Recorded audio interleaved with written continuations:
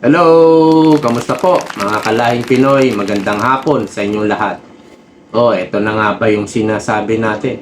Sabi ko sa inyo yung school shooting incident sa Tacloban, isisisi nila sa mga Duterte. Ayan.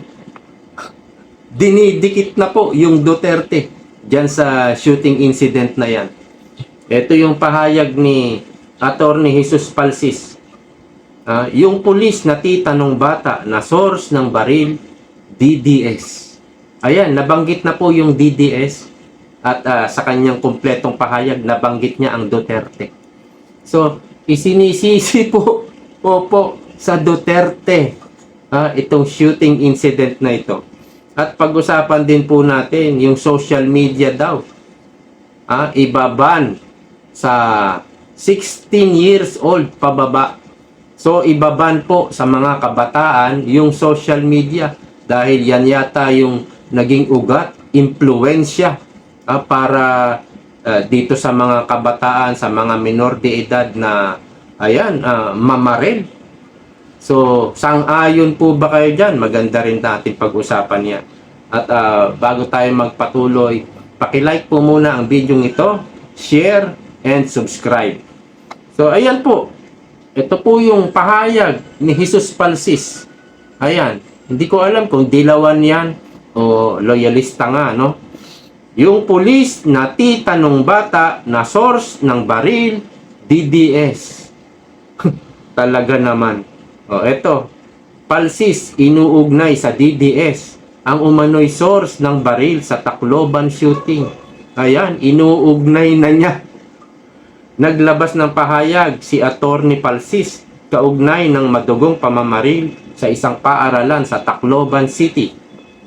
Sa kanyang social media post, binanggit ni Palsis ang umano'y kaugnayan ng pulis na tita ng isa sa mga nasangkot sa insidente sa mga taga-suporta ng mga Duterte. Nakita ninyo? So, kitang-kita po natin at palagi ganyan ang ginagawa ng gobyerno ni Marcos. Ito pong shooting incident na ito, nangyari po ito sa public school. Pag sinabi mong public school, ang nasa likod niyan, gobyerno. No? So, ang may pananagutan dito ay ang gobyerno. Kung mayroon mang pagkukulang, public school yan, gobyerno pa rin po ang mananagot dyan. Opo.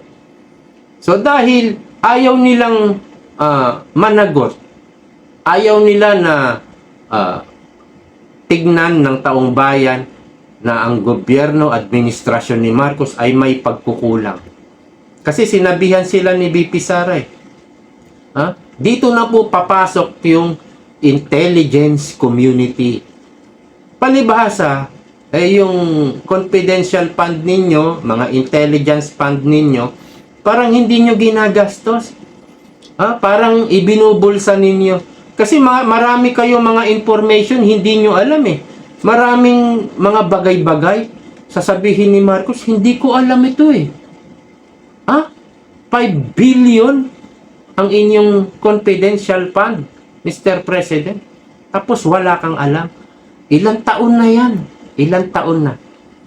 So, pagdating sa pananagutan, mayroon po ang gobyerno ni Marcos. Pero ano ang kanilang pattern, ano ang kanilang ginagawang remedyo? Isisisi sa iba. Una, sinisisi sa social media. Anak na. Pusang gala kayo. Tapos ngayon, nabanggit na ang Duterte. Isinisisi na ngayon sa Duterte. Bakit? Ang narrative kasi ng mga NPA, dilawan, ang Duterte mamamatay tao. So nakita nyo yung pattern. Kapag mayroon silang mga pagkukulang, isisisi sa iba. Ganyan, paulit-ulit po yung ginagawa nila na ganyan. Okay, dito po sa pahayag naman ni Senator Kiko Pangilinan alias Matching. Eto. Hindi pwedeng pakawalan ang mga suspect, kahit minor de edad, dapat dumaan sila sa prosesong itinakda ng batas. Ano tingin ko dyan? POV, naggagalit-galitan na may kasamang drama. Galit-galitan lang po yan. Kaya siya nagsasalita kasi hindi siya pwedeng manahimik dito eh. Kapag yan napakawalan, yung dalawang namaril, ang sisisihin talaga yung batas ni Kiko. O ayan, dahil sa batas mo, hindi tuloy na panagot yung dalawang nakabaril, nakapatay. Kaya ito, nagdadrama siya. Kunyari, galit siya. No? Parang yung kay Bongbong Marcos lang. Mahiya naman kayo. Sinabihan niya yung mga congressman na mga magnanakaw, which is 90% sa House of Representatives, mga magnanakaw. According to Magalong. Opo, sinabi ni Magalong yan. Yung mga congressman dyan, 90% magnanakaw. 10% lang ang matino. According kay Magalong. Sinabi ni Bongbong Marcos, mahiya naman kayo. Ha? At pananagutin natin ito. Sigurado, may makukulong. Wala pa po atang nakukulong na congressman. Ang daming contractor, wala pa rin nakukulong. So ano yan sinasabi ni Bongbong Marcos? Mahiya naman kayo. Galit-galitan lang. Kunwa-kunwarian lang. Kagaya ni Kiko. So itong mga magnanakaw na politiko, makikita nyo kung gaano nila pinagloloko ang taong bayan. Niloloko lang, sinasamahan ng drama, kunyari galit. Pero yun naman pala, sila naman pala ang may kagagawa. Ginagago nila ang taong bayan. So nakita nyo na, no? Medyo tatalinuhan nyo lang. Kasi, malilin lang talaga kayo ng mga ito. Magagaling po ito mga magsinungaling. Magagaling mandaya. Magagaling manlin lang ng utak ng taong bayan. Yung ginagawa ni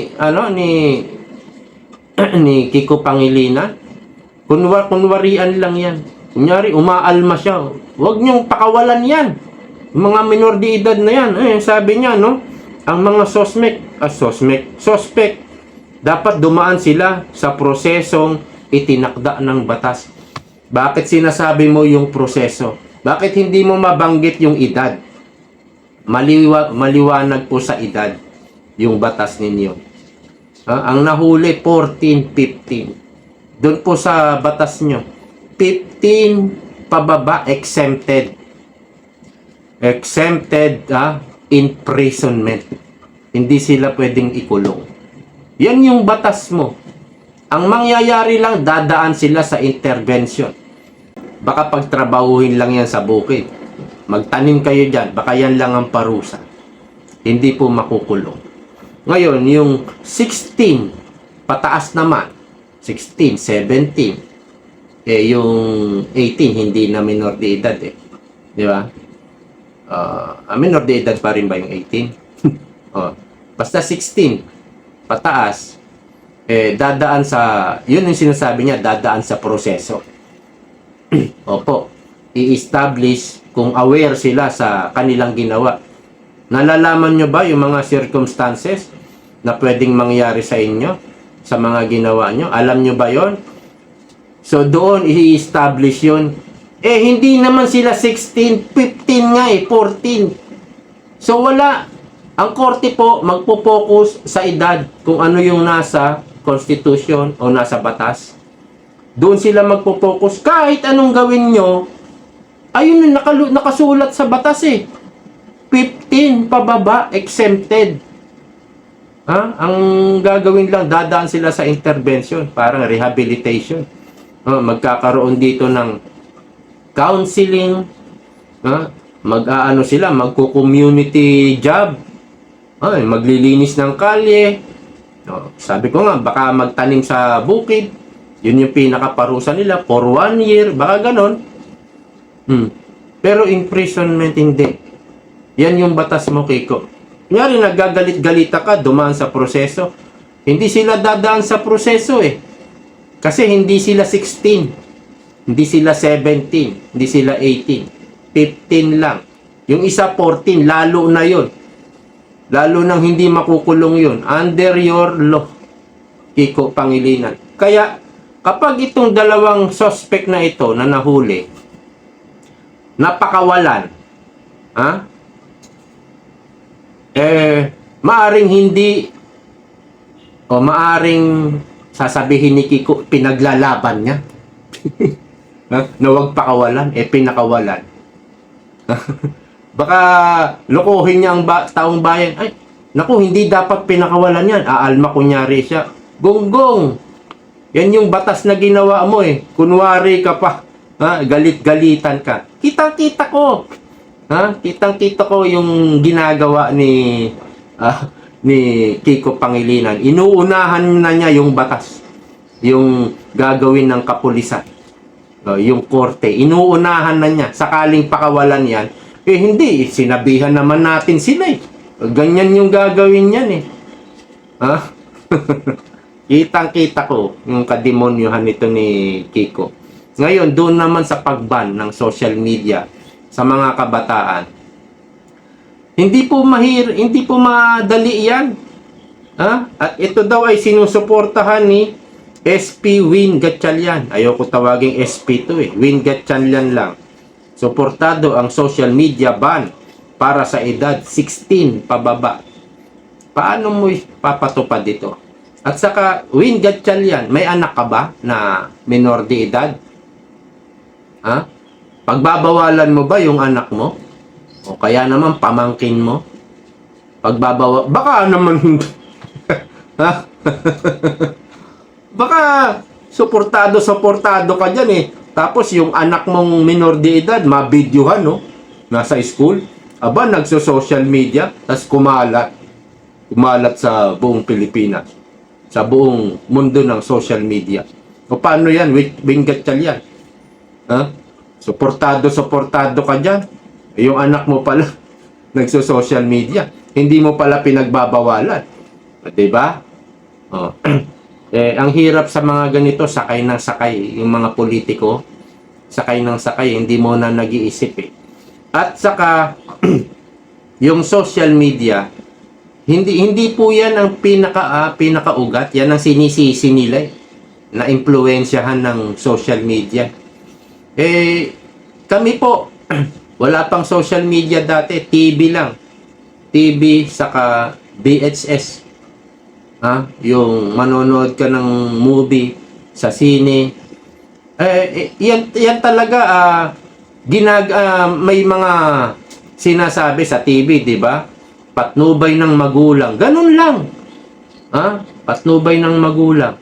Sa sine naman, may mga, may mga for children's below ganito, bawal manood. Ganun lang yung ginagawa. At yung sa panonood nga sa pelikula sa bahay, ang magulang na po ang bahala doon. So kung ibaban nyo yan, ay mahirap yan, hindi nyo mapapatupad yan. Mahirapan po kayo. At saka yung magulang, yung mga anak nila, kahit 5 years old ibinibili na ng tablet, ng cellphone, lalo na yung mga anak nila na nagkaroon ng honor, ng medal, may award, deserve nila ng bagong cellphone. Binibilhan talaga ng iPhone, latest na iPhone yan, lalo na yung mga nasa middle class, at talagang binibili nila ng bagong modelo na iPhone, kasi deserve nila. Maganda yung grades nila at may award. So paano mo ipapa-implement yung pagbaban na yan? Hindi po yan ang solusyon. Hindi rin po yan yung ugat, no? Hindi yan yung social media na yan. At may sinabi nga itong artista, no? Ayan, Tuesday Vargas. Bago tayo tumalon sa ipapakulong na natin ang mga minor de edad na ito, silipin muna natin kung saan nag-uugat ang problema. Sabi naman ng netizen sa mga nag-comment dito, palibhasa, Tuesday Vargas, hindi ikaw yung namatayan. hindi yung anak mo ang nabaril at napatay. Ngayon, masasabi mo kaya ito, silipin muna natin kung saan nag-uugat ang problema. Masasabi mo kaya ito kung anak mo nabaril, napatay? O, di ba? Hindi. Hindi mo na ito masasabi. Kasi sa sinasabi mo, parang concerned ka pa sa mga pumatay.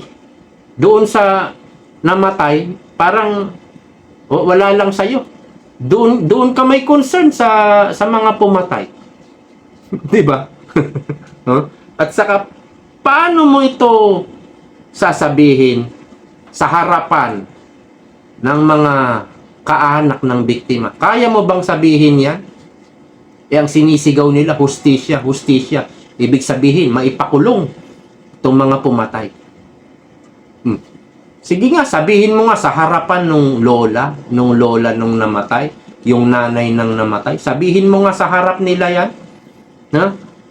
Bago tayo, silipin muna natin kung saan nag-uugat ang problema. Baka sampalin ka pa ng mga kaanak. Parang concerned ka pa sa pumatay. Di po ba? Kaya binatikos ito ng netizen itong si Tuesday Vargas. At diyan nga po sa dalawang minor de edad na suspect, sasampahan daw dito ng kaso ng DOJ yata o PNP, hindi ko alam, basta taga-gobyerno. Sasampahan ng murder at prostrated murder. Opo, sasampahan. Sabi ko sa inyo, mga lang to, naglilinis lang to. DOJ, Department of Justice, alam nyo yung batas ni Kiko. 15 pababa exempted. Paano nyo ipaglalaban yan sa korte? Hindi natin alam kung ano mangyayari, pero malinaw sa batas ni Kiko Dadaan lang sila sa intervention, parang rehabilitation. Hindi sila pwedeng ikulong. Yun po yung batas ni Kiko. Ang korte, titingin yan sa edad. Ito yung batas ito yung edad. So ano gagawin natin? Ikukulong natin to. Ito nga yung batas. So ito, sasampahan daw. Daw lang. Hindi pa nasasampahan. Magsasampa pala. At kung ituloy yan, malamang mabasura po yan. Malinaw naman yung batas. So ito pong pagdadrama ni Kiko Pangilinan, itong si Attorney Palsis, nakita nyo, ang iingay nila, para lang mailigtas yung sarili nila. Dinadamay ni Palsis, o ibinibintang na sa Duterte, so maliligtas yung gobyerno ni Marcos. Walang pagkukulang ang gobyerno ni Marcos. Kasalanan ito ng Duterte. Si Kiko, kunyari nagagalit-galitan, pag yung dalawang suspect napakawalan, hindi kasalanan ni Kiko. Ikita nyo naman, sinabi ni Kiko, wag pakawalan. Ginagago mo ang taong bayan, Kiko. Alam mong mapapakawalan yan. Kunwa-kunwari yan, nagagalit-galitan ka lang. So, yan po ang mga ginagawa ng mga masasamang loob. Patuloy tayong binubudol, ginagago, at nililin lang. So hanggang dito na lamang po sa ngayon. See you po next time. Bye-bye.